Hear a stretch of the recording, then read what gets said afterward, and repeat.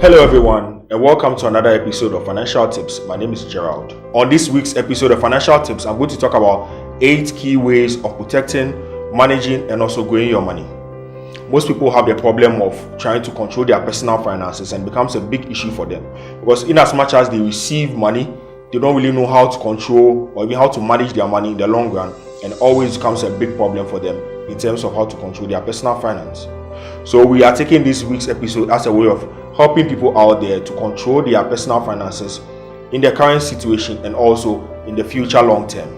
So the first topic or the first key essential way I want to talk about in managing your money is by learning the virtue of self-control. Some of you were trained by your parents when you were a kid, which is a big privilege.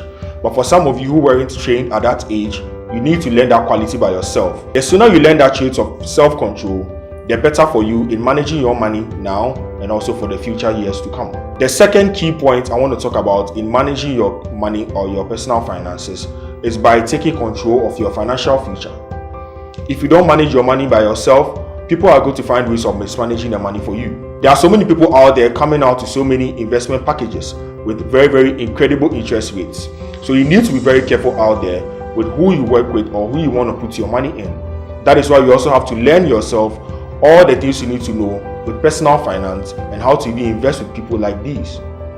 Make sure whoever you're going to put your money in is worth it, and whichever interest rate that they throw at you is very, very realistic before you put your money somewhere that you cannot retrieve at a later point in time. Also, you need to also control how much you spend with people around you. People have the issue of probably hanging out too much with friends and how to manage their money, but you need to know that you can have fun with friends, alright. You can manage your money and also have fun at the same time. You just need to know when to prioritize or how much money to use at every point in time to know how much you can save in the long run for your own benefit. Money can be in your account, alright, but it can just be there without making anything for you.